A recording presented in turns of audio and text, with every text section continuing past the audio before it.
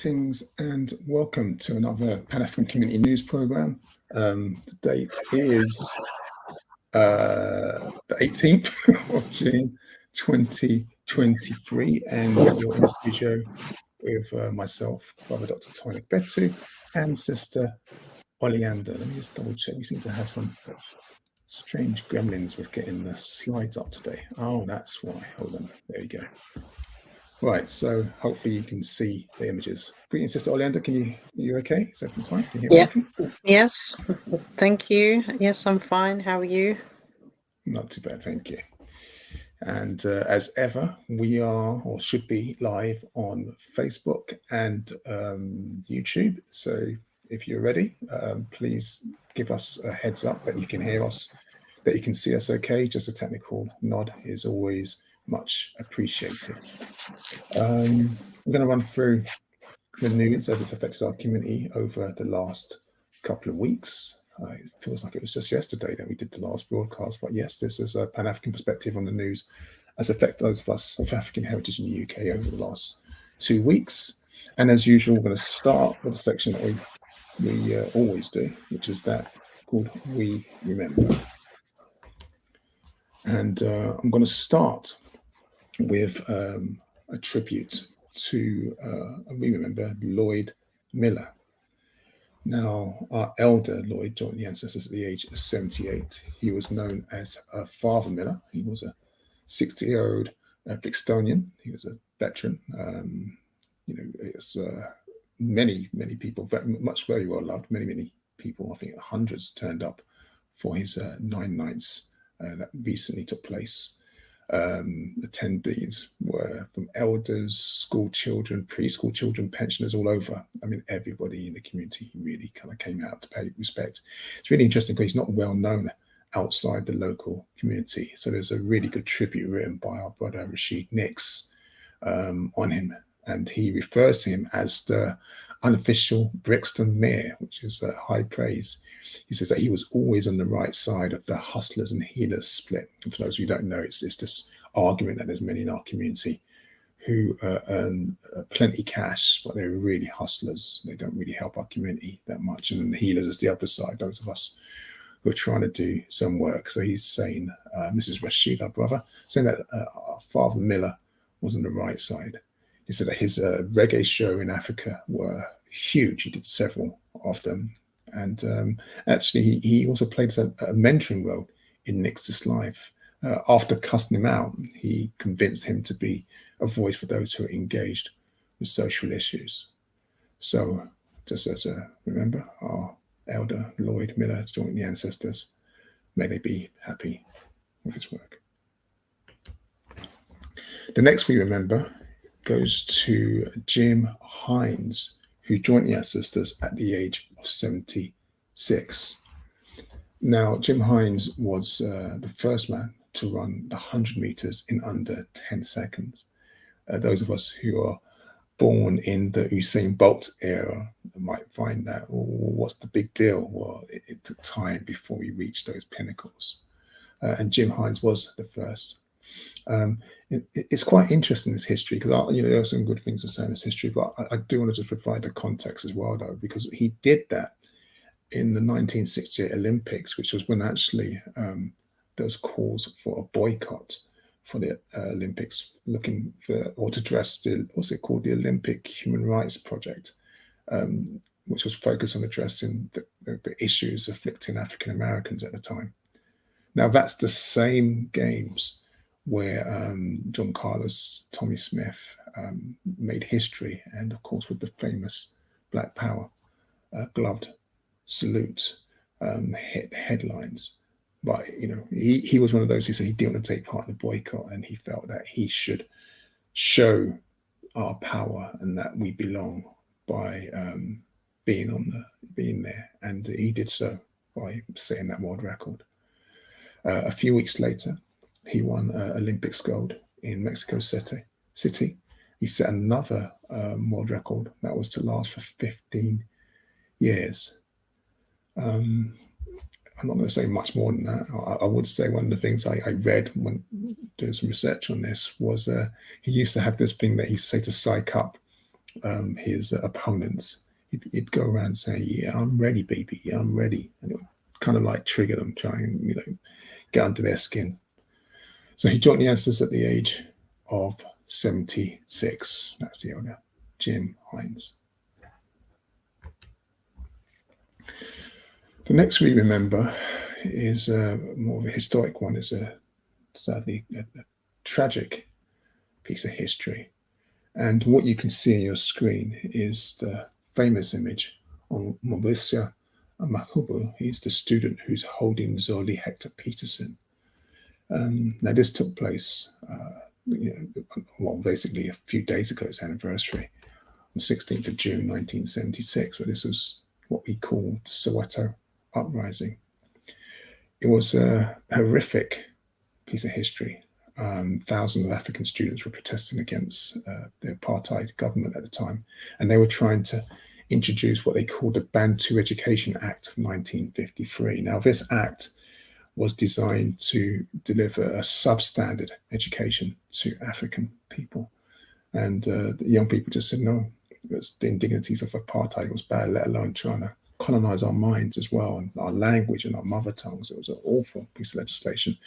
Anyway, on that particular day, the South African police, I don't really like calling them South African police, but the police of the apartheid regime used tear gas, rubber bullets, and of course live ammunition to try and quash the quells of the students who were unarmed. Reports now say that there are between 400 and 700 people, many of them were children, who were killed on that particular day.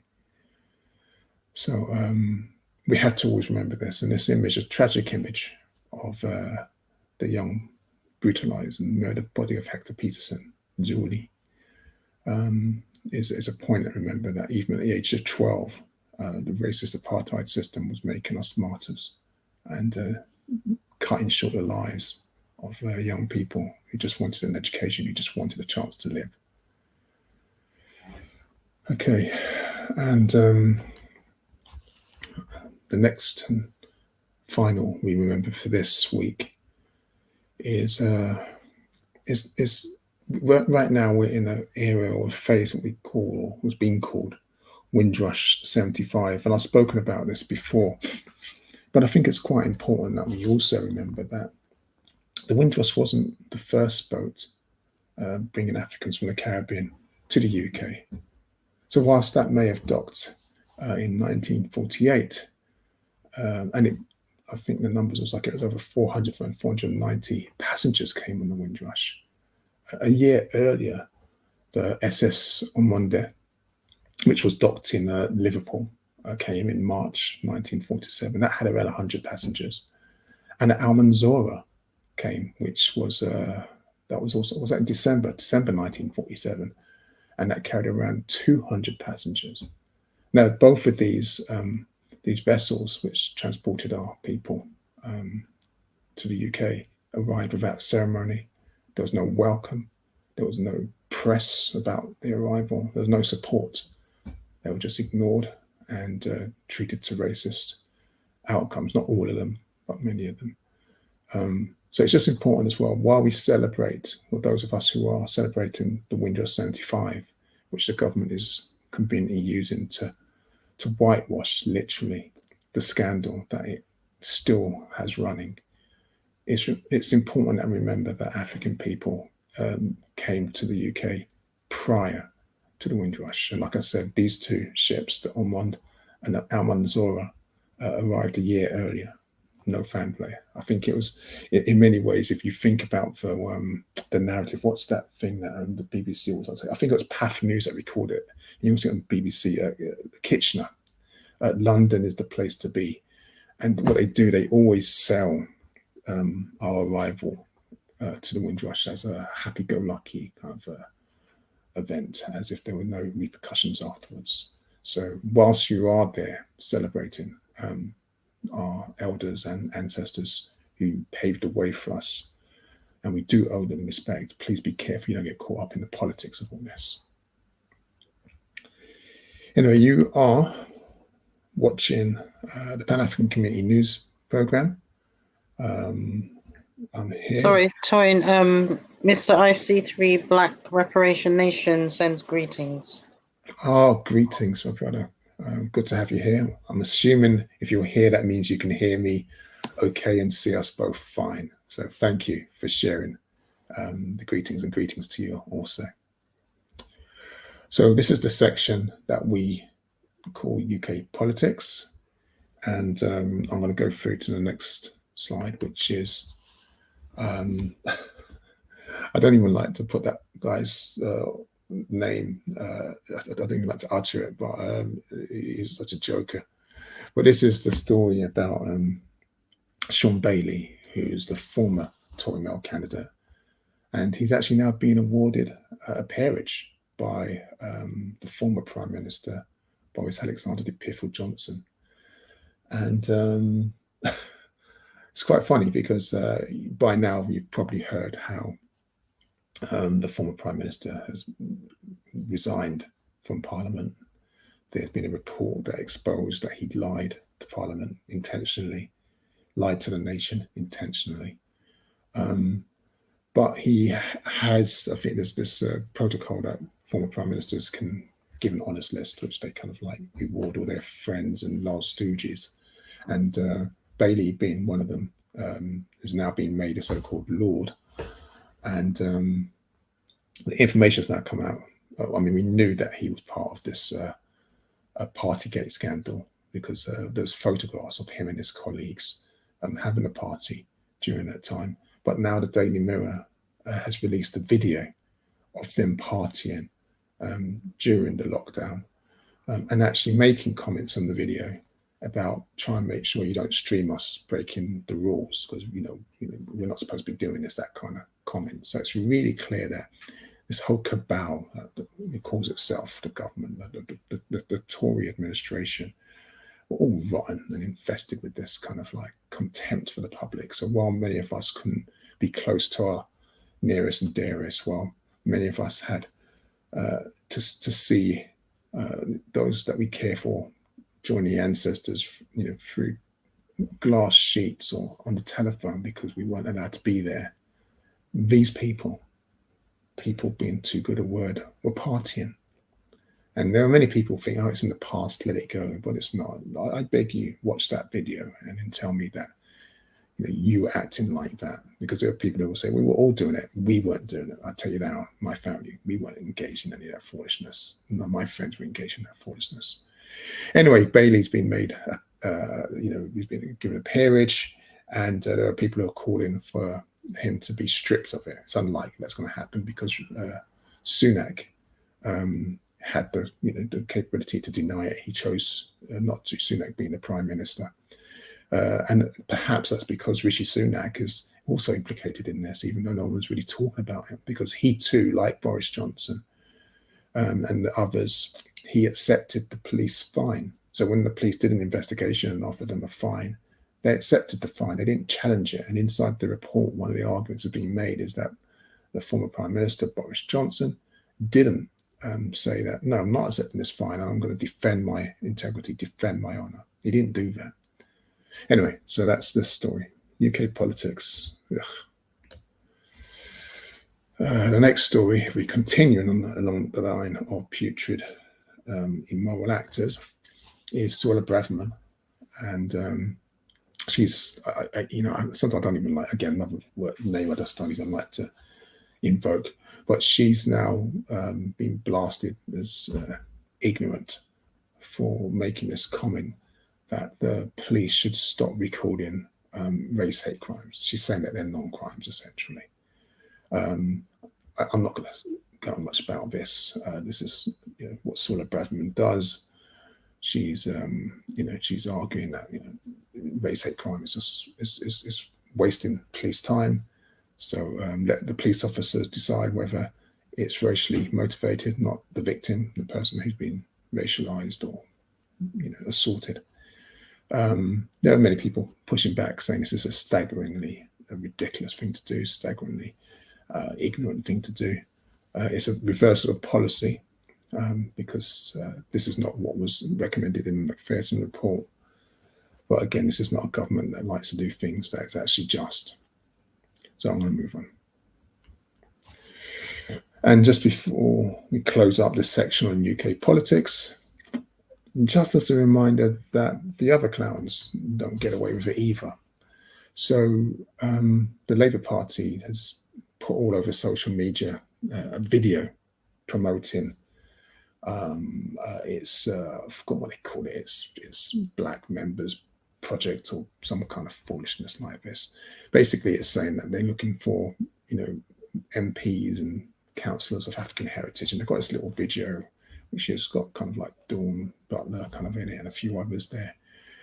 But people are coming out on social media and saying that actually you're being a hypocrite. You're using and invoking a name of Bernie Grant. So it's called the Bernie Grant program, but and you've not included Diane Abbott in this video. You've just ignored her. You've not even included the UK's first ever African MP. You've just completely sidelined politicians that you don't particularly like. And so you're still carrying out this Afrophobic belief. You're still carrying out this idea, which many people argue, myself included, that you believe there is a hierarchy of racism which demands different levels of response depending on which group is being assaulted and abused. And if it's African people, then African people don't really deserve any defence from the Labour Party. So it's a very bizarre one. I mean, while Labour is kind of like, they keep saying it's up in the polls because the Tory party has been so Tory, so conservative. Labour hasn't done much better. It still hasn't really addressed the Ford report. Well, this is an ongoing issue. Okay, so you are watching the Pan-African Community News broadcast, and I'm in the studio with Sister Oleander. I'm Brother Dr. Toyin Agbetu, and we're going to have a quick whiz through some of the UK's policing matters, and these are really stories that have affected our community over the last couple of weeks, and just kind of looking at it from a Pan-African perspective. And so the first story is really basically a comment made by Sarah Crew, who's the chief officer of the Avon and Somerset Police. And I say chief officer, I think formally it's chief constable, isn't it? Like all these terms. Anyway, she's come out and said that her force is institutionally racist, and it's likely that it's treating people who are LGBTQ plus unfairly. So she's recognising the kind of case report and saying that she's determined. In fact, I'm not going to give the press release. Yeah, she's determined to do what blah blah blah, root out racism, sexism, and homophobia from her force, and is not going to be guided by kind of like wokeism or political correctness, blah blah blah blah, guided by common sense, blah blah blah blah blah. What makes her comment newsworthy, I suppose, is because she's now the second, I think, after the guy from Scotland. Was it the Scottish Police? I think it was the Scottish Police Commissioner there, who's actually admitted that their force is institutionally racist, while the Metropolitan Police, the largest police force in the UK, based in London, refuses to acknowledge, or the head refuses to use the words institutional racist.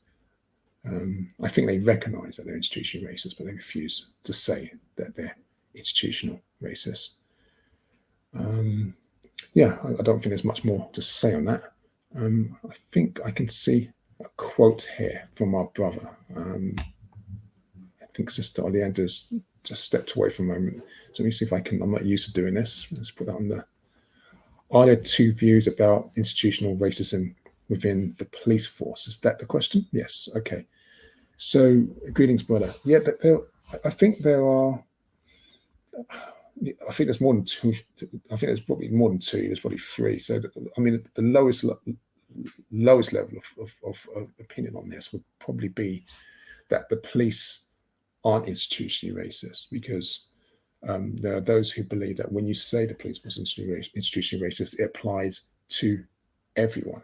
So that's why you're finding like the Met is refusing that definition, even though that's not the definition that Macpherson gave, and it's not the original definition, because the original definition came from Kwame Ture, known as Stephen Carmichael. and the Black Panther movement. So there's that low-hanging one, that no, you can't say that. But then there's the other one. Is it institutional racist the way we know it, that it's an institution by virtue of how it carries out its works, how it does its practices, its services.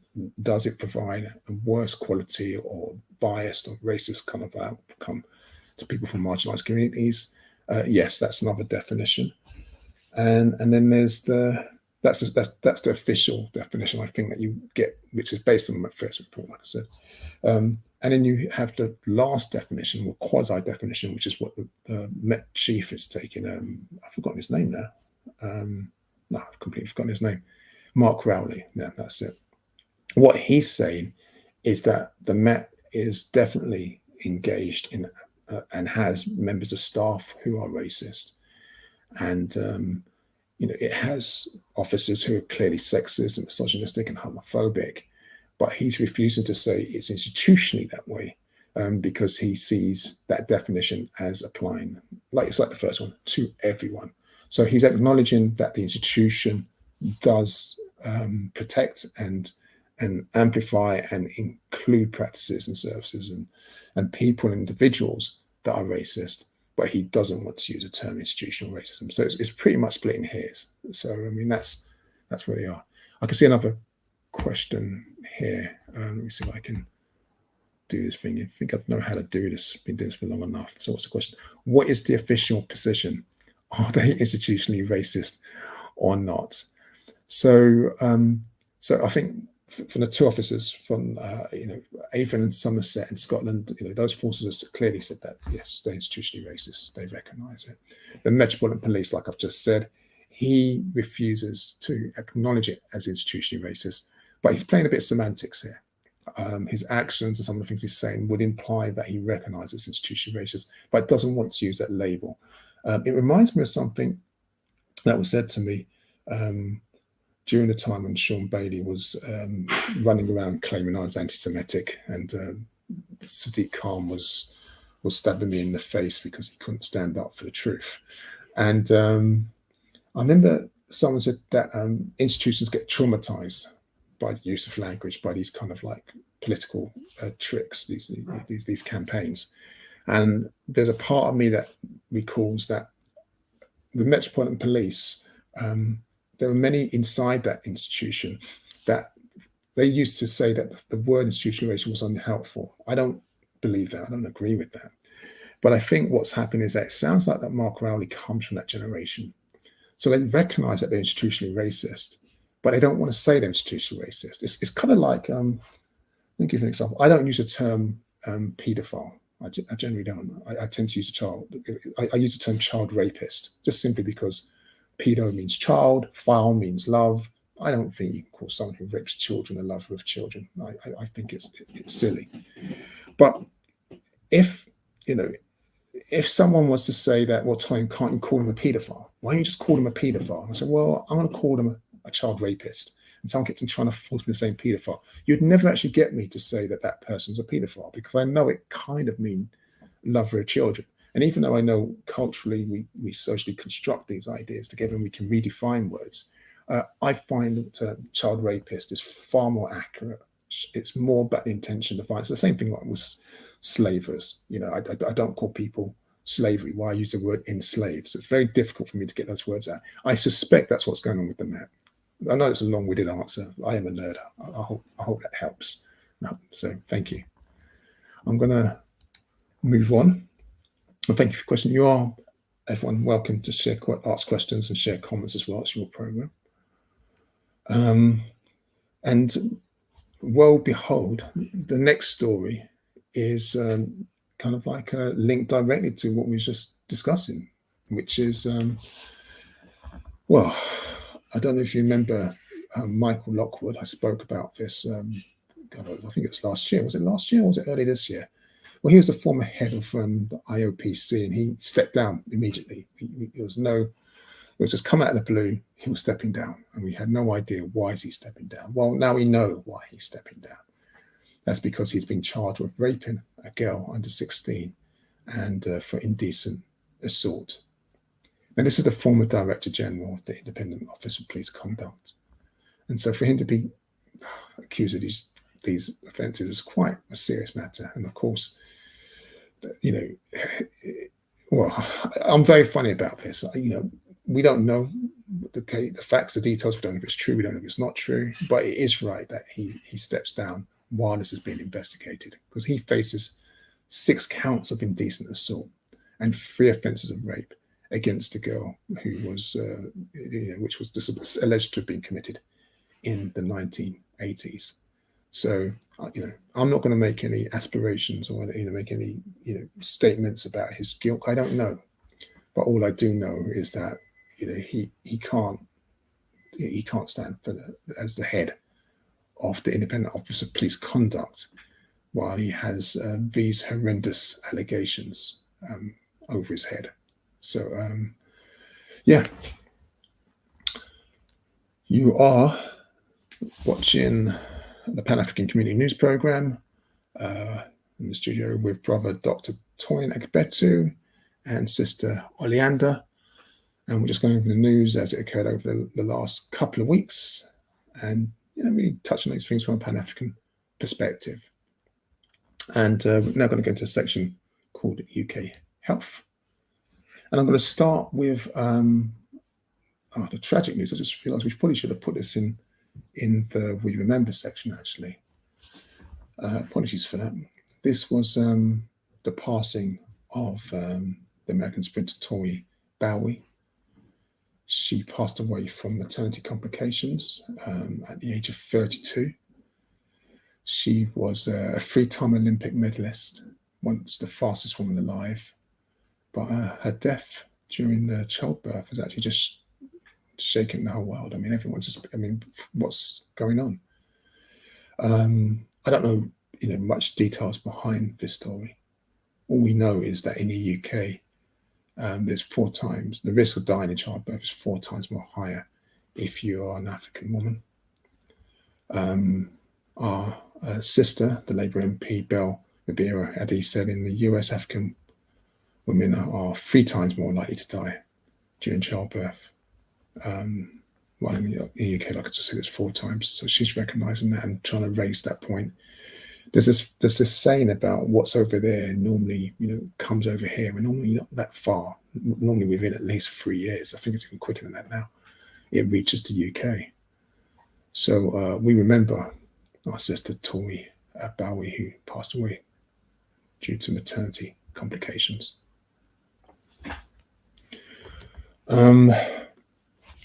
This one is sorry, Toyin, 1 second. Mr. Ic3 Black Nation says, are there 2 views about institutional racism within the police force? Great. And then he also says, what is the official position? Are they institutionally racist or not?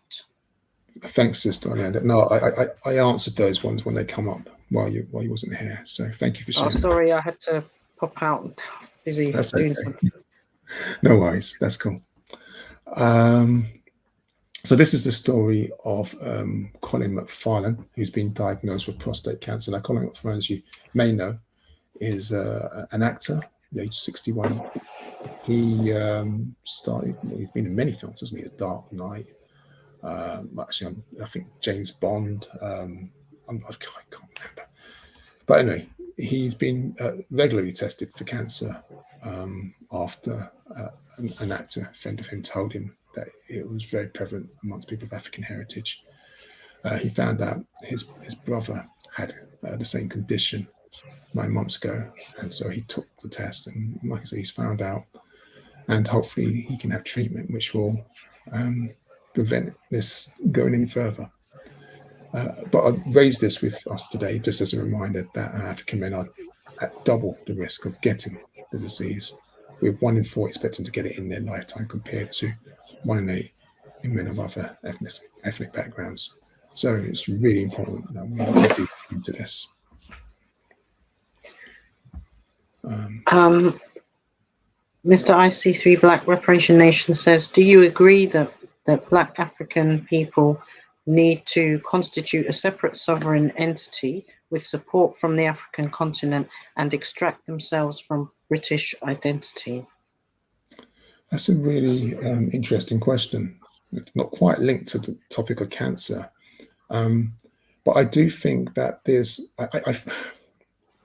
sovereign entity. I mean, it's a tricky one because we are really sovereign. We have agency, so it's quite a difficult one. I do think that there's need to link with those of us on the motherland, in the Caribbean, in the diaspora, and actually have recognize our sovereignty in a way that I don't know if you know how embassies work.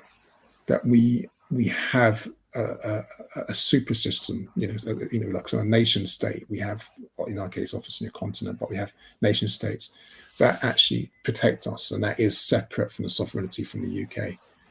It doesn't mean that we can't still reside in the UK. We don't benefit from the national, traits and responsibilities and rights that come by being within another national state. But I don't have a problem with the idea that, for example, if someone is of I don't know, Bayesian heritage or Nigerian heritage, or that they also have the protection of that state at times of crisis, and also the right to return at any time as well. A good example of how this works, really, ironically, is Israel and how it treats Jewish people. I think that's a very good model, which means that you can still have benefits wherever you are, in whichever land you find yourself. But if ever the racism you're experiencing, the discrimination you're experiencing, the Afrophobia you're experiencing becomes too much, that you can actually just return somewhere that actually is not going to make you an alien. That's actually not going to treat you as subhuman by virtue of your heritage. So, I mean, that's an interesting question. I hope I've kind of answered it. I think I have, but I mean, I hope that's quite clear. But like I said, we do actually have sovereignty.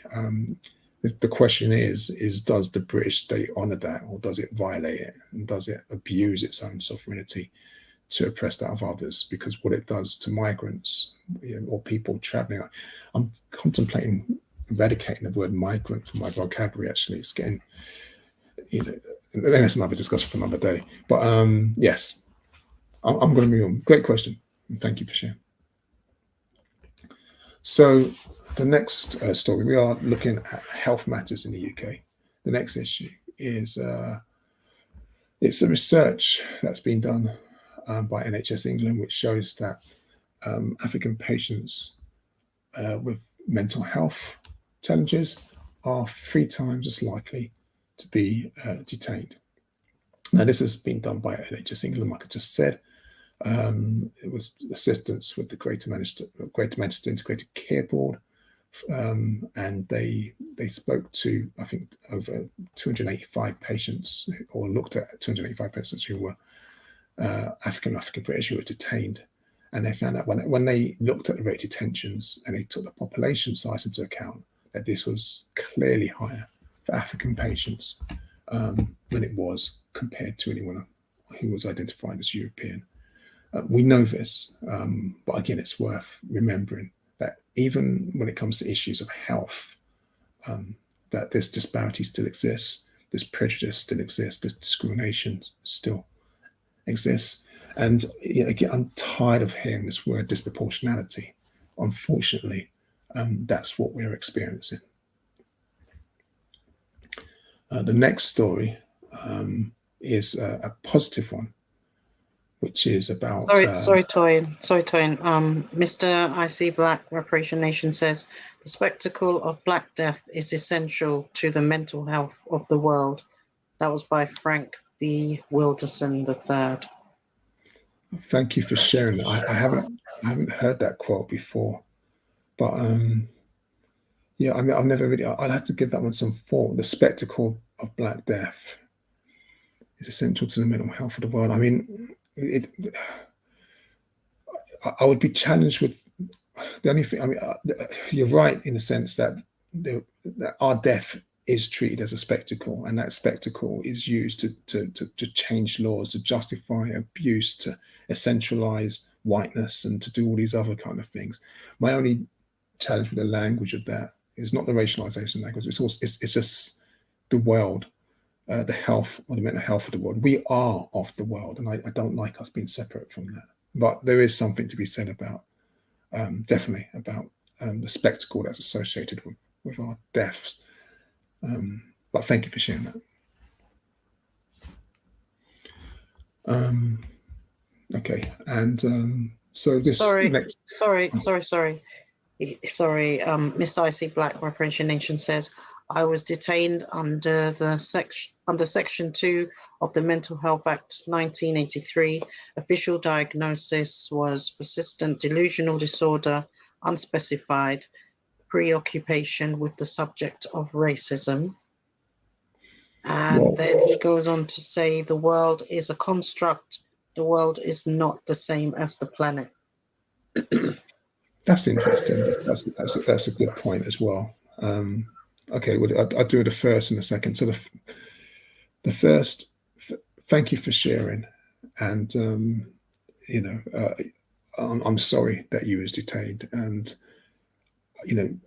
it's difficult to hear about someone being detained for their preoccupation with racism when the preoccupation with us by racists is real and affects us every single day of our lives. So I don't think it's unhealthy to have a preoccupation with racism. I think the solution isn't to detain someone who has that, but to actually put all that effort into eradicating racism, so there's nothing for them to be detained or preoccupied with. So, I mean, thank you for sharing that. And unfortunately, the system that we live in, there's much evidence that our mental health is challenged, that we do experience delusions and psychosis by living under a racist system which people deny on a daily basis, and yet in our face are being Afrophobic and are being, discriminatory, but do it in such a manner that we can't always call it out. Yeah, I mean, again, I appreciate that, and please take care of yourself as well. On the second part about the world being a construct and not the same as a planet, that's good. That's a really good point, and I suppose it always matters in the context of what we're talking about. So because I didn't know the quote, I couldn't get the quote. I couldn't understand where it's from, but I would arguably say, like I said, that we are a part of the world and as a construct. I don't think we're different from the world, but I don't know the context. I've not heard that, so I will look it up. And thank you for sharing that when the program finishes. Was it Frank B. Wilderson? Was that it? Yeah. So I'll look into that. So thank you for sharing. Just moving on to this story over here, and this is a good story in many ways. This is about a new NHS test, which is a genetic blood matching test, which has been delivered through collaboration with some partners called NIHR Bio Resource. And you may have seen it on the news. It's been heralded as a solution to reducing problems for those living with sickle cell.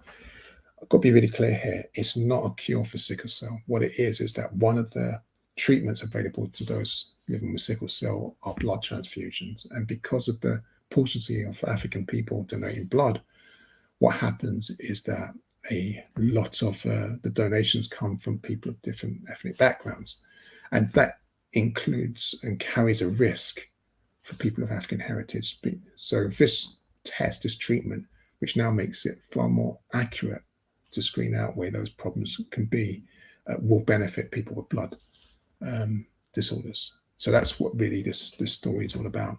So, I mean, because the way I saw it, I think it was reported on BBC London, and there's a misunderstanding. They sometimes present these things as if they're cures for sickle cell. And the media doesn't always quite get to all the detail, but it is a piece of good news. And for those who are using blood transfusions, which is a key component for living with sickle cell at its extremes, this is a first, this world first, this new program will help thousands and thousands of people. I'm now going to move to a section that we call general news. These titles are pretty arbitrary, but you get the idea there. They kind of like help frame what it is that we're talking about. And you are watching the Pan-African Community News Program. I'm you're here. Well, I'm here. You're here. I'm Brother Dr. Tony Agbetu, and I'm here with Sister Oleander. And and you are free to chat and communicate as our brother, Mr. Ic3 Black, has been doing. So you can share comments, ask questions. It's your program. And yeah, so I'm going to go to the next news story. The next news story is really, again, about what I talked about, disproportionalities. Sorry, Toyin. There's a message just come in from Mr. Ic Black. He says, this current world is built on the idea of the curse of Ham. Do you agree that the solution to the problem of this white supremacist world is the construction of an alternative world? Wow. Wow. Well, yeah, I mean, I do. I think we do need another. There's a very famous quote, another world is possible. And I do believe that. And I think we do need to construct another. Well, when I say another world, I mean another world order, another way of living, another way of being, another way of loving, of dealing with every kind of social relation. And we do need an alternative world. I'm not talking about sacrificing or giving up where we are to racists, but I do believe that we do need to build another world, and I think everyone has to be, or everyone who's willing has to be involved in that one. The curse of Ham, you're right. For those of us who are tied to Christian ideology, who are tied to Christian theology, that's their mantra. In the curse of Ham, which paints the skin of people of African heritage as being cursed by God. That's a very strong, compelling marker which breeds inferiority complex. It's talked about by people like Frantz Fanon very well. This is again, I'm going to try not to harbour this too much. I mean, these ideas which came from white supremacists are perpetuated by white supremacists and white supremacist media are now also perpetuated by ourselves. We tend to believe, or some of us tend to believe, we are cursed, that we are inferior, and therefore we maintain this unjust and unethical world through either our acquiescence, our surrender, or our unwillingness to believe that another world is possible. So it's a very deep question. Hope I've done it a little bit justice there. But looking at the next question, the next story. This is about, again, disproportionality, where we're finding that African people who are on remand in prison are held 70% longer than Europeans. Now, this is limited to England and Wales. It's data based on research from Guardian and Liberty. And, they did some looking into the figures, and they found that the mean number of days spent on remand by prisoners of African heritage last year was 302, compared with 177 days for remand prisoners of European heritage. That's almost double. And you know what? I don't think I need to elaborate on that. You can see what's happening. It's increasing. Once we're in a criminal justice system, which we are more disproportionately going to be, because the way system works against us, we're trapped in the system for longer, if at all we're able to escape. And I'm not even talking about immigration and refugees in this week's program, which is another nightmare, which I really did think about talking about. The next story is just really an update. It's a horrific update.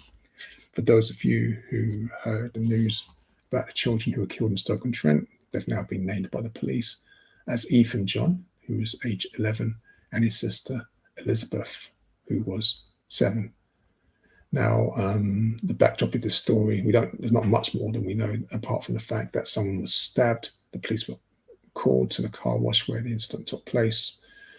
They went to the house and they found a woman who was known to the siblings. She's been arrested.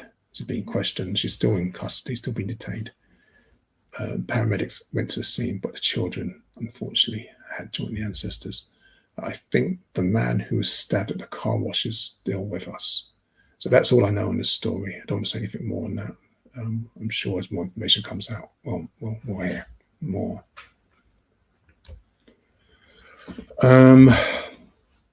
This one is the irritating news that patients in Ghana are increasingly finding themselves in danger when they go into hospital because we're hemorrhaging nurses to the NHS here in the UK. Now, this is a story that's been published in many sources, that the recruitment of nurses by high-income countries is out of control. And a lot of, this is coming from a nursing group, from one of the world's biggest nursing groups. The Voice newspaper used gave us a quote, a headline that makes it clear, which they say that there are more Ghanaian nurses in the NHS than there are in Ghana. And I heard that, and that was quite scary for me. And I thought that can't be true. And then you look at the statistics, and we found out that in 2022, more than 1,200 Ghanaian nurses joined the UK's nursing register. And what this means for Ghana is that they are losing experienced nurses with expertise in critical care.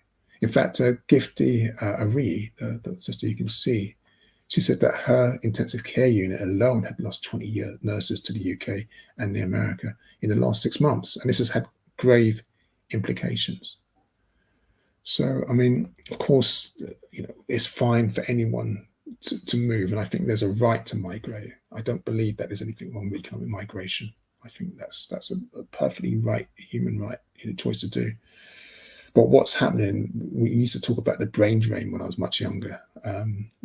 This still continues, even though you're hearing all this talk about not wanting immigrants, not wanting migrants. What Britain is doing is that it's tempting away and America and rewarding and siphoning off those that are needed in countries which can't really afford to lose that talent. In fact, if anything else, they should be providing more money. They do send some money to Ghana. I think there was an initiative that went to Nigeria, Ghana, and I can't remember where else. They are sending some money to Africa, but they need to actually improve the health infrastructure. That's what the World Bank is supposed to be doing, right? That's what the IMF are supposed to be doing, yeah? We need to improve those infrastructures. So I'm not blaming the Ghanaian nurses here, and I'm not calling for a ban on African migrants. I'm just saying that we're aware of what's taking place and the impact it has on the ground for people living in the regions where nurses are being poached from.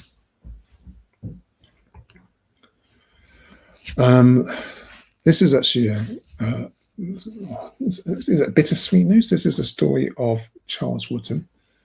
Now, Charles Wootton was murdered after he was pursued by a racist European mob in Liverpool in 1919. He was buried in a pauper's grave.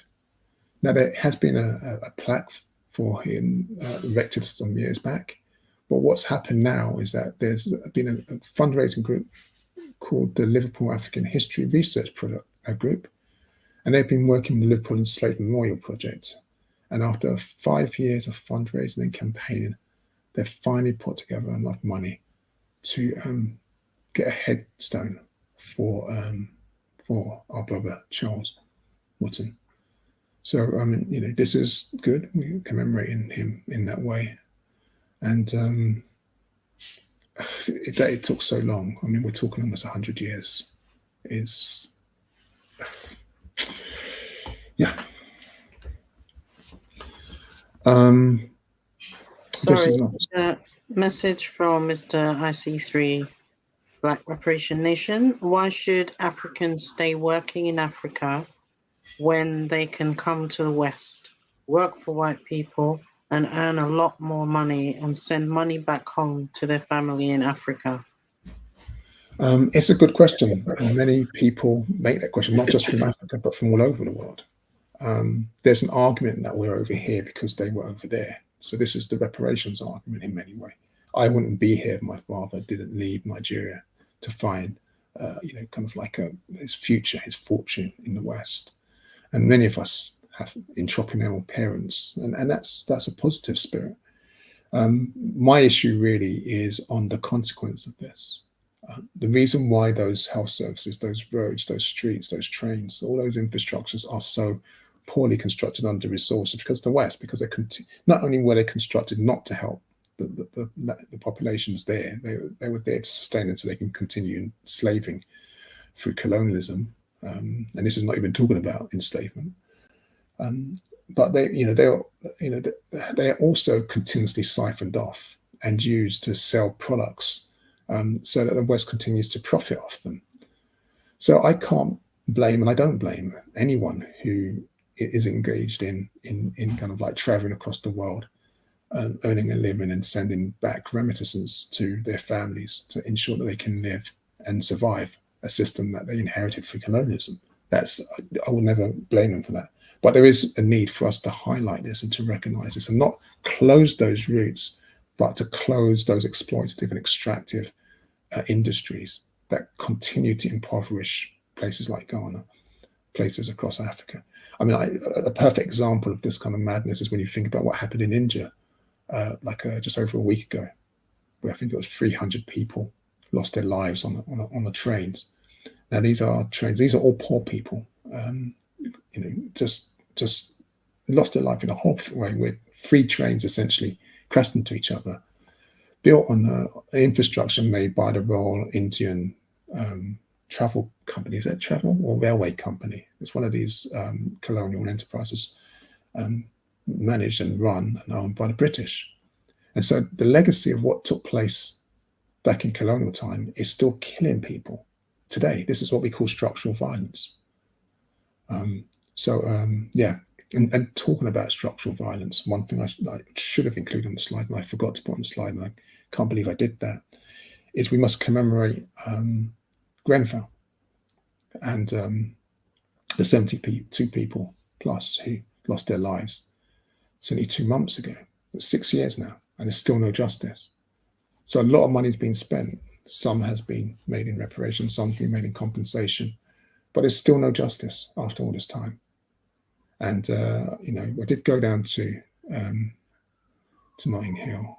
I did go down to I did go down to Grenfell on a silent walk, and there's this just seeing everyone again and being there and wondering how long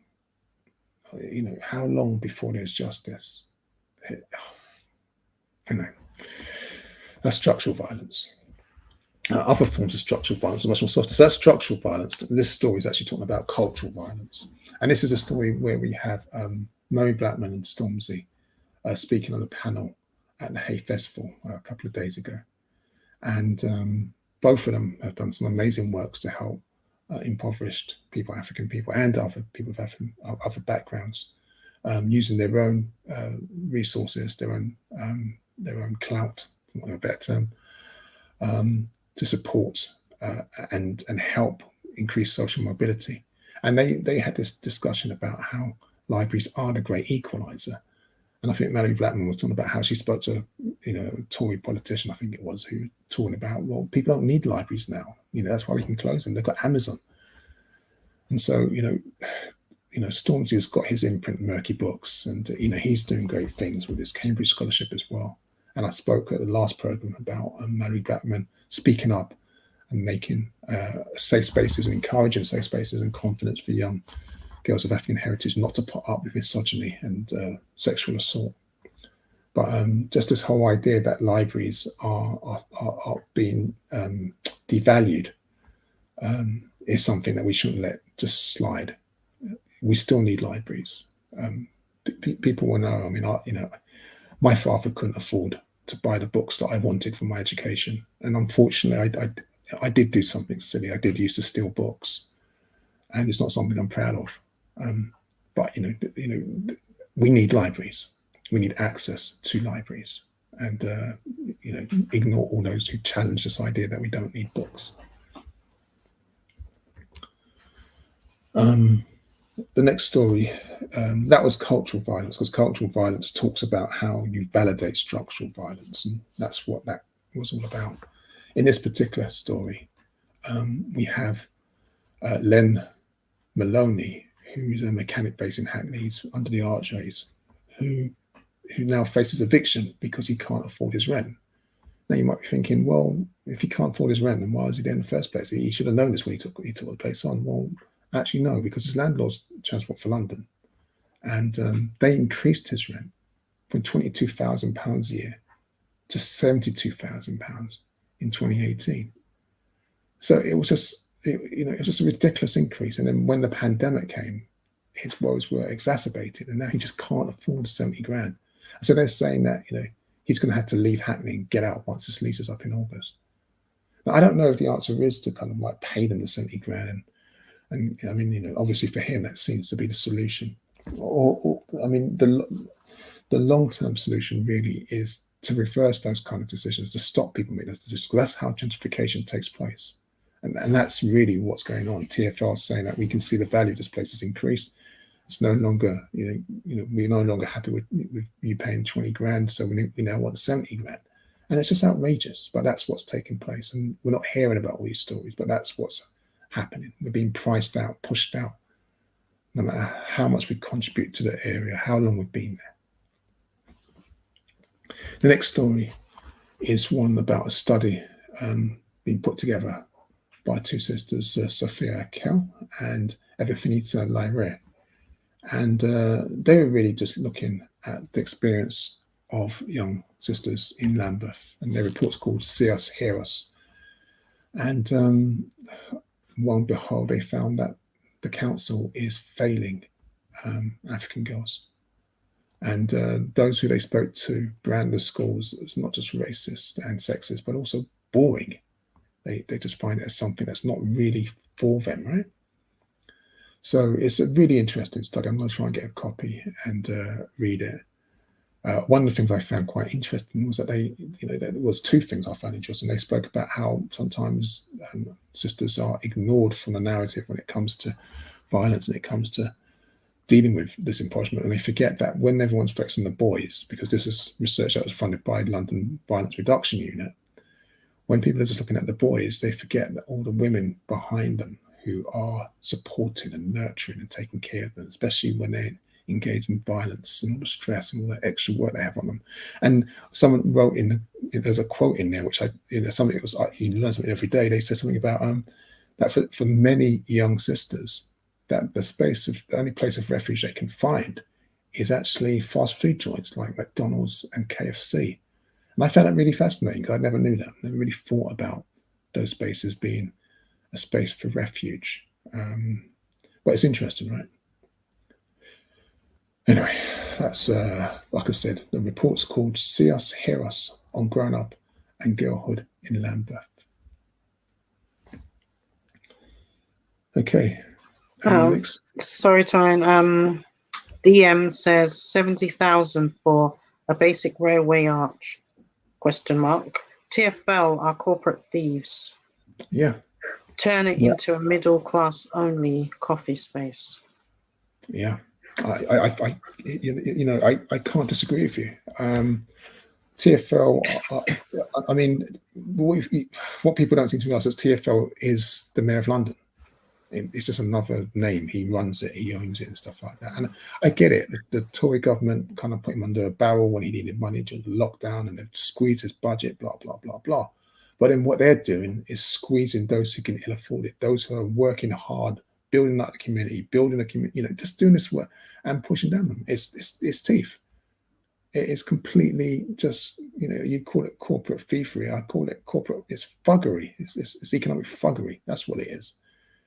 And I mean, if I start talking about that ultra low emission zone thing, we would never finish this program, because this is one of the things that these corporations are very good at. They use the language of social justice. They use real concerns that we have with climate change, that we have with street-based violence, with homelessness, and they use it and twist it and to find a way to make a profit. It makes me sick, to be honest with you, but there we go. And that's why you have people like Sean Bailey being given a peerage. And anyway, let me not go on the rant. So the last final section, I've called it, rather than good news, I keep changing the name. I never know what to really call it. I'll call it celebrations and reflections. This is really, I could have put events and stuff in it, which is something that we need to do a bit more often, but we keep running out of time because there's always loads and loads of events that I've attended, events that are going on. Maybe we had to rehash the program, rethink about how to, maybe that'd be a separate program, but it's something we need to do. Anyway, this is the final section. You're here with me, brother Dr. Toyin Agbetu, in the studio with Sister Oleander. Agbetu, we're just going over the news for the last 2 weeks from a Pan-African perspective in the UK.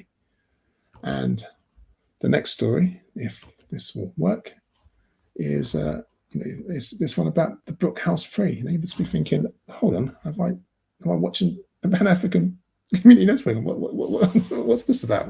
This doesn't look like African people on that image, and they're not. This is Griff Ferris, Rivka Micklethwaite, and Callum Lynch, and between them, they actually helped prevent some people being deported forcibly to Jamaica. And they did what activists call locking on. That's when they glue each other's hands and they lock themselves on and they block the traffic. And when the vans came over to forcibly deport these people, they stopped it and prevented it. And they were arrested. They were charged with causing a public nuisance. Now, this took place in 2021, but they have finally just been acquitted after a trial. Now, you might be thinking, well, they were causing a nuisance. Well, let me explain to you something on this. The maximum sentence for what they had done was a lifetime imprisonment. A lifetime imprisonment. So all they did was blocked a road to prevent the deportation of people to Jamaica. And they were on trial. Thankfully, they had a jury trial because it was so serious. And because it was a jury, the jury did what they did with the Colston 4. And they just said, no.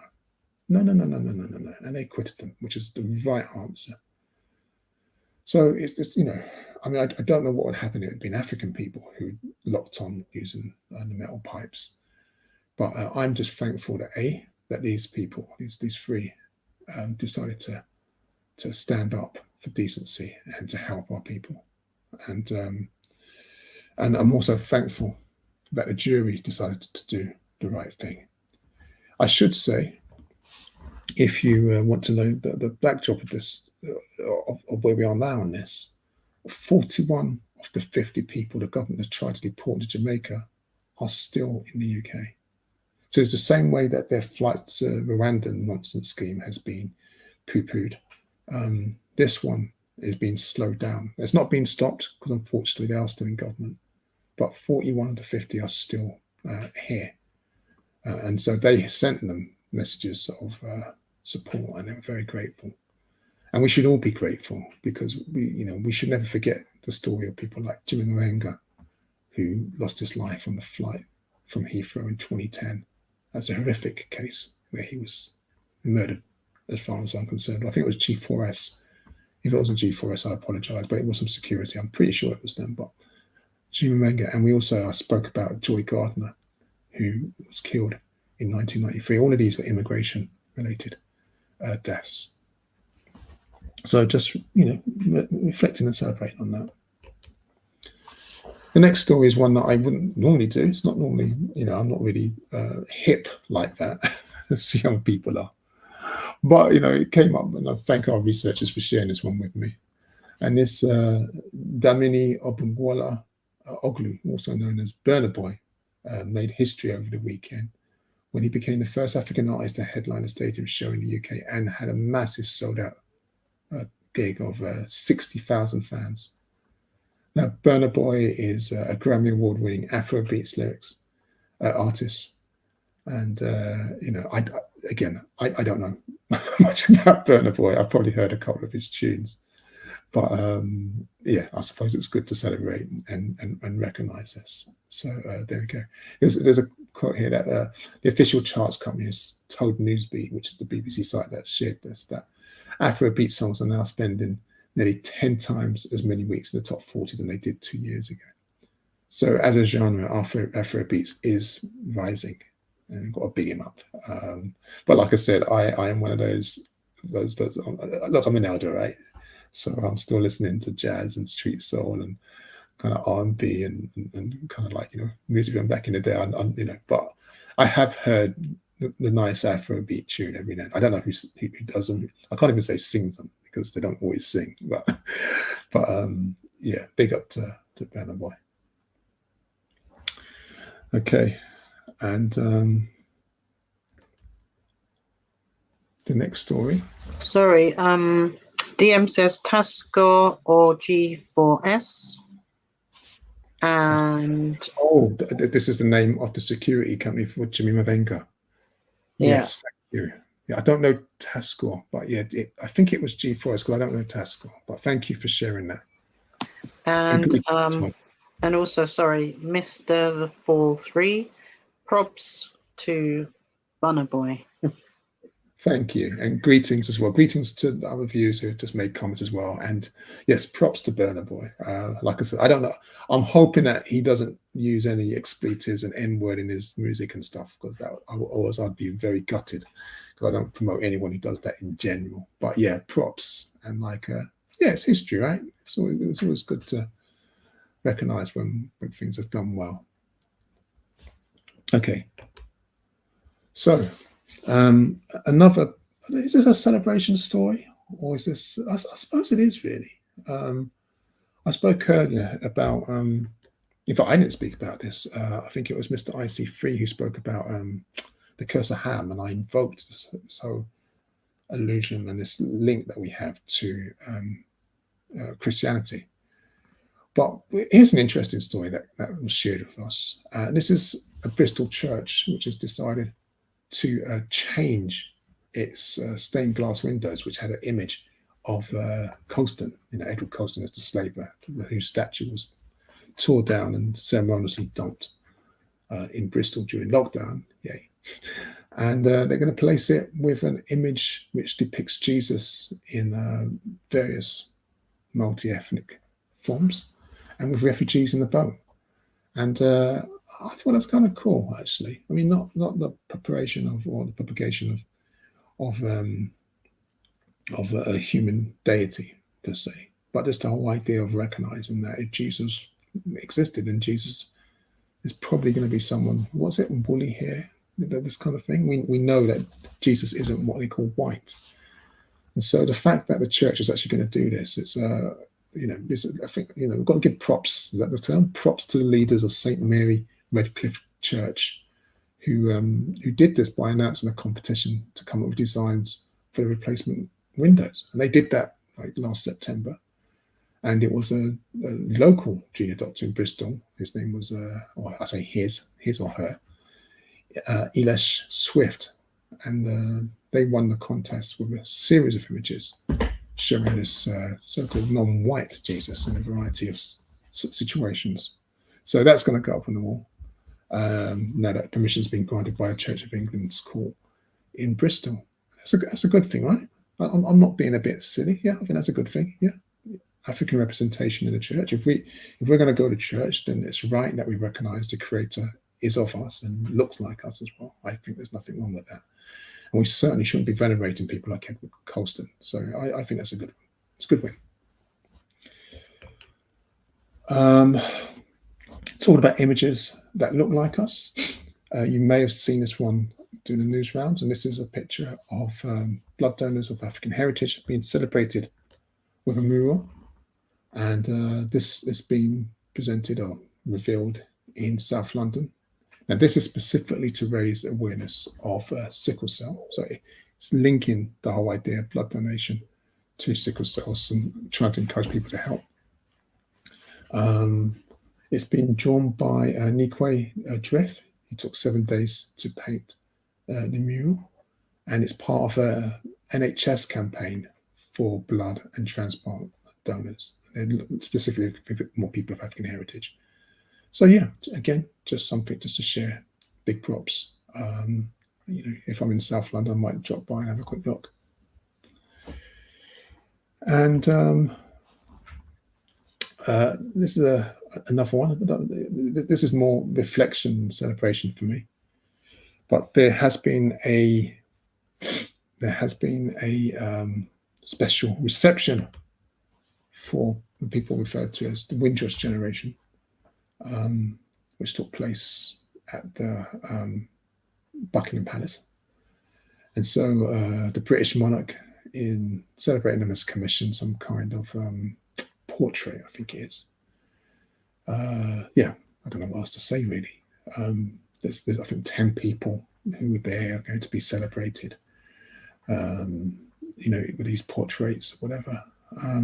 People were saying, I came here, the Windrush actually arrived in the UK a year before the British monarch, that's Charles, was actually born. So, it's quite interesting. So now he's here in the throne, honouring them and kind of like bringing them in. And yeah, I don't know what else to say on this one. It's reflection. There's going to be a whole load of programs around the UK celebrating Windrush. Some of them good, some of them not so good. I've got in Leicester, there's going to be a program celebrating the city's culture, celebrating the contribution to the city's culture. There's going to be one in where, if I put it in the Danham Gallery Library, which is again another celebratory event. I saw an email that came in from Hackney. Now the Hackney program, maybe I feel a bit biased because I'm based in Hackney, but actually I remember seeing it and thinking, okay, that's not too bad. Because what I liked about the Hackney program, they have all the normal, picnic or whatever, teacup or whatever kind of chatty things, stuff like that, which are interesting history stuff. But alongside that, and this is why I liked it, they also had surgeries for those who still wanted to look for compensation, and unfortunately it's not reparation from the scandal. Those who needed help, they had surgeries as well. And I really did like the fact that they mixed up the political aspect of actually helping people, helping those who are from the Windrush generation to actually secure justice, as well as celebrating them. Whereas a lot of the events I see are kind of like, wasn't the Windrush a great thing? Isn't Windrush happy? It's that. So anyway, that's my reflection on this. Let me move on to the next. Toyin, sorry, I've got 4 messages. Mr. Ic3 Black Reparation Nation says, no, leave the white people with their own world. Build our own Black African world. And the next one is from Mr. the 4-3. I don't want to sound like a stick in the mud, but all these Windrush 75 events have me feeling conflicted, considering these days are happening after the scandal. And he follows on with, it's like they're trying to make me ignore the obvious. Mm-hmm. And lastly, he says, I just wish all this celebration of their contributions could have been done at any point before the scandal. Yep. And then, sorry, another one's coming. DM says, I agree with the 4-3. This celebration seems like they're trying to smooth things over. You know what? This is what we call a mic drop. If it's out, all of you'd have just gone bang. That's exactly what it is. That is exactly what it is. The same way when the Labour Party was so unpopular because of the Iraq War, and so they decided that they were going to celebrate Britain's role in slavery, and then started ramming Wilberforce down our throats. This is what they're doing now. Whenever they are in a politically tricky situation, they use us to art wash themselves. And so what they're doing with Windrush, of course we've got to celebrate our elders. Of course. But, and so I am conflicted as well.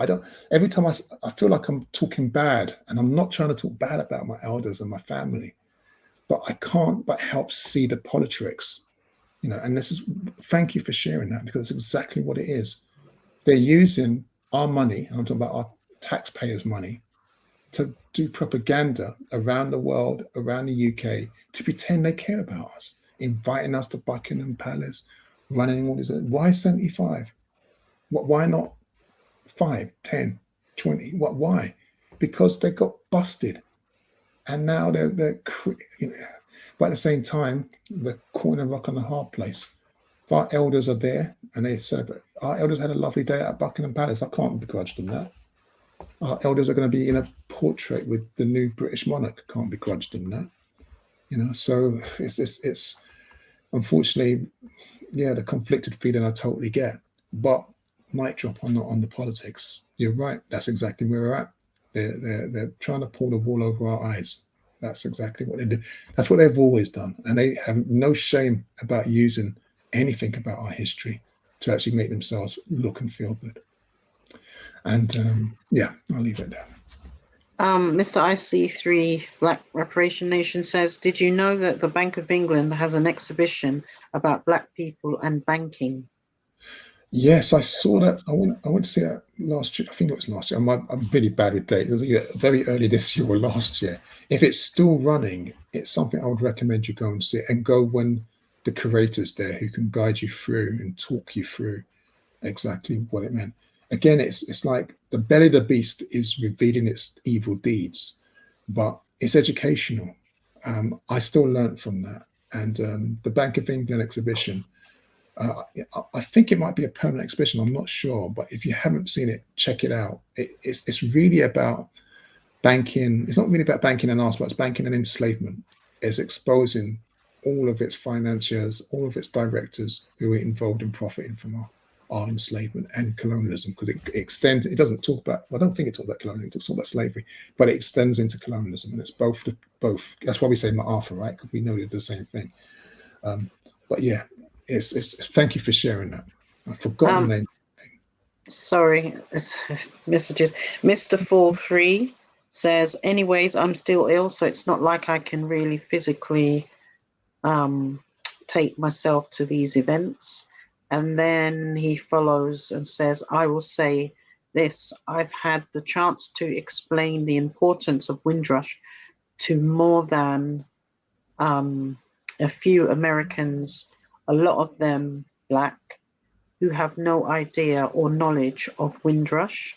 And then he follows up and says, and shared a list of books on the subject.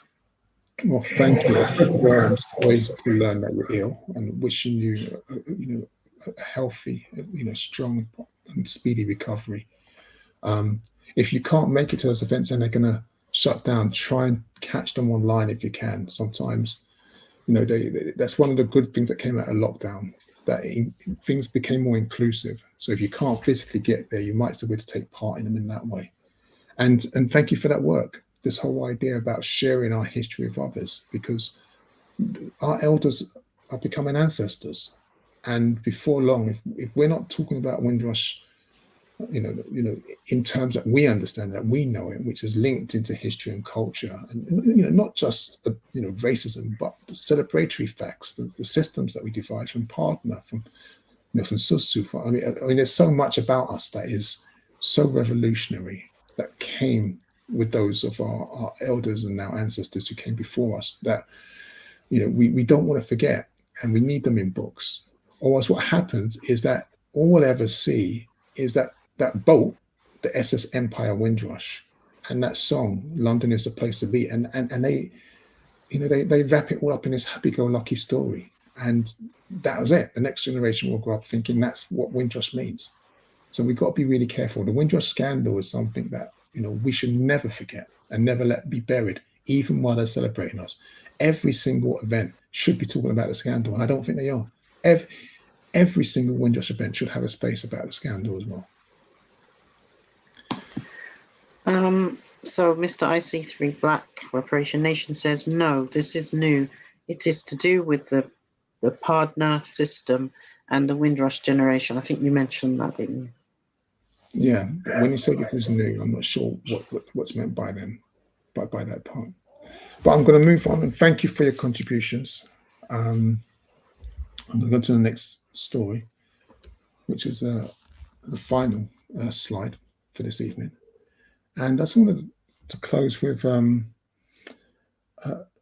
think it's good news, actually. It's the launch of the Jessica Huntley Community Garden, which was put together by our elder Eric Huntley and Stu Kent Chandan, with support from many others in the community. They launched it on May Day, And it's at the St. James Church on Leland Terrace. It took 3 years of planning and coordination to get it coming together. And they're really clear about its purpose. It's a garden, it's a community garden, but it's also a radical Black Power socialist grassroots project. And I like that. They don't hide away from using the word radical. They don't hide away from using the word Black Power. They don't hide away using the word socialist or grassroots. And the whole idea is that they want to see it as a space where younger people who want to get involved in events and initiatives dealing with grassroots histories and projects that help elevate us can actually use the garden as a space, to me, as a social space. So the garden is going to continue to serve the people, they say, and educational initiatives of the Malcolm X movement. And I thought it'd be nice to end on that story. I'm sad that I missed the event. Apparently, it was really well turned out. I think our elder, beloved brother Gus John was there, and Elder Huntley, and many families, Grace Akuba, many faces and names that I'm familiar with. Unfortunately, my work means I'm not always out at events as I used to be, but it's good to know, and it's also important to remember that the elders are still active, are still doing their things. Like this week, I was able to take part in a wonderful festival of decolonizing at University of Westminster, and the sister. Oh my God, my mind has gone completely blank on her name. Oh, that is so embarrassing. That is so embarrassing. She did an amazing workshop on medical spaces, and I was just so impressed. It's just gone. I don't know what's going wrong with me. There's one on podcasts and one making medical spaces, which I attended. That's going to irritate me now, because as soon as the program finishes, I'll remember. And it was just refreshing to see young people rooted in our history, rooted in initiatives to actually empower us, but actually to hear someone talking about recognizing that we need joy, that we need to heal, as much as we need to learn and grow and fight. It was just beautiful. And then also the podcast thing. I took the podcast session because it's something I am starting to think about. It's I'm not pretending I don't have enough to do. But they did sell me on this idea about maybe doing a podcast series. So it's something I'm thinking about. I did contribute to the Guardian's one on enslavement, which they released a few weeks ago, when they found that cotton, what's it called? Cotton chains or something, I can't remember. And it's the first time I've really listened to a podcast. I'm way behind the times. And I did think it was quite useful. So perhaps that's something we'll do in the future. But anyway, that is the final slide. And I don't know why the slides haven't changed. They should have changed, but they haven't. Okay, we'll leave that there. And let me just try to do this the old-fashioned way. And that's really irritating, actually, because I like to have our thanks to everyone who's been involved. Let me see if I can bring up that slide. And let me see if we can do that. And let's see if that's going to work. That's so odd, isn't it? Everything's working fine, and then no, it still didn't work. Okay, there we go. There you go. Don't like to close without saying thank you. So it really is a thank you to our brother Colin for doing the research, and to all of you, our supporters and community, everyone who gets involved with this program. And I know it must seem like I make it look easy, right? But no, Sister Oleander and I know it's quite a task, and we couldn't do this without you. Now, there's another thing as well. Now, there's a scatty brain memory at Toyin as well. I did say we were only going to run these programs during term time, and term time finished actually last week. I think it's the 9th. And so even though I did today's one, I don't think we're due to come back until the 1st of October, because the new term starts in September, and I think it starts towards the end of September, and the first Sunday of the new term is the 1st of October. So it may be that we will come back in the 1st of October, because this is the only time I actually get to do any community related work that's outside of this as well. And there's also things, projects that I want to share with you, not right now, but I'll share with you as time goes by, that I need that little bit of headspace to do. But it's been good having you here on the journey. And let me try and see if I can bring us both up. It's been good having you here on the journey. And we will be back. What I might do, something I'm thinking about, if we can get more supporters, more followers, I might do some ad hoc broadcasts. So they won't be same time until we come back to our regular program, but they might be one-offs on particular topics that get shared with us, or something that comes across our mind. Sister Oleander, is there anything you want to say before we head off? Yes, I'm actually struggling here with my hay fever, so I'm hoping, as it just made me think about what is this hay fever thing. Because last year I was fine, year before I was fine, year before that was fine, but all of a sudden this year, I don't know, it's just awful. I hope none of you are suffering with this hay fever, and if you are, just try your best to deal with it. And yeah, it's been great being on board with you, Toyin, and I hope everybody that you have a lovely summer, and make sure you get your vitamin D in, because once October comes or whatever, that's it, the sun's gone until next year. So yeah, stay safe as well, and see you when we return. Yeah, there's not much more. Thank you for that. Not much more to say. Stay safe. Be back. So I'm putting the date out the 1st of October. We'll still say ad hoc. If you've got emails you want to share with us, please let us know and stuff. And we'll see how it goes. I'm pretty sure between now and then there's going to be quite a lot of news. It's going to be quite difficult. That first program is going to be a bit of a mouthful. But thank you for joining us this evening. And please remember to share the link, get people to subscribe to the YouTube channel, all that sort of stuff. I'm not very good at promoting all this sort of stuff. And as ever, sorry, before you say the final goodbye, there's a couple of messages from DM. Stay strong, Oleander. Thank you, DM. And oh no, hate the winter. Yes, well, you too as well. Please stay safe, and as ever, may the ancestors continue to watch over us. Ashe. Ashe.